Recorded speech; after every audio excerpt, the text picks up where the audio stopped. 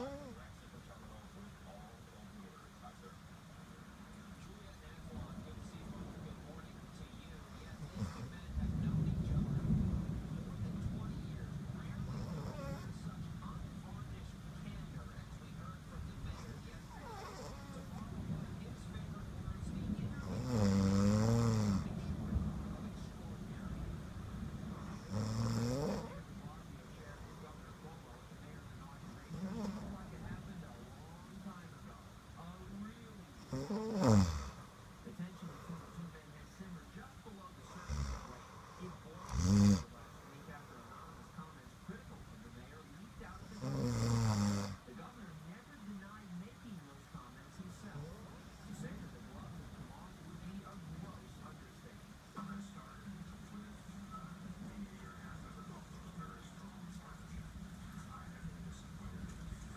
During a gathering of reporters yesterday, the mayor detailed how he feels the governor has wronged him.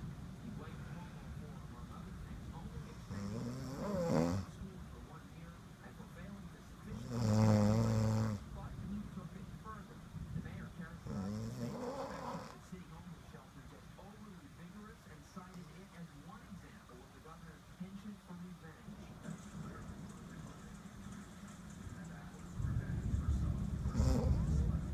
Yesterday, he sat for an interview with New York One and conceded although he thought what we've often seen was the governor some kind of revenge endeavor.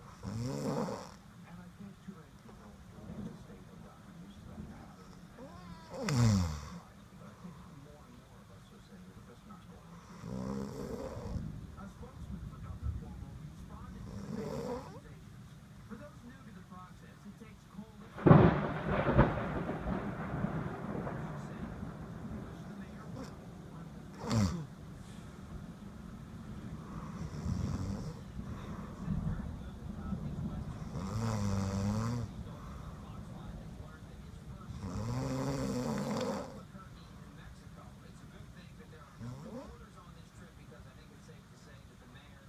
peppered all day long by incessant questioning about this feud. Obviously, he's going to have to deal with it when he gets back. And this morning we are here at Granite Central because we want to speak to some New Yorkers about what they think about this.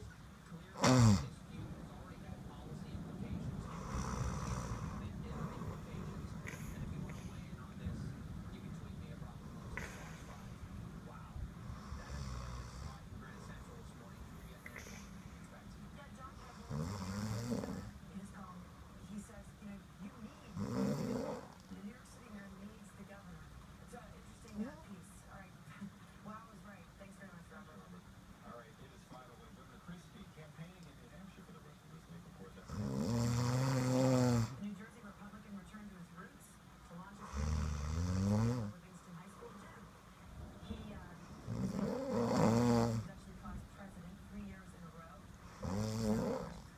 Here he is, 35 years later, running for president. He spoke off the cuff and slammed what he called the dysfunction of Washington, saying the country needs, quote, big ideas and hard truths.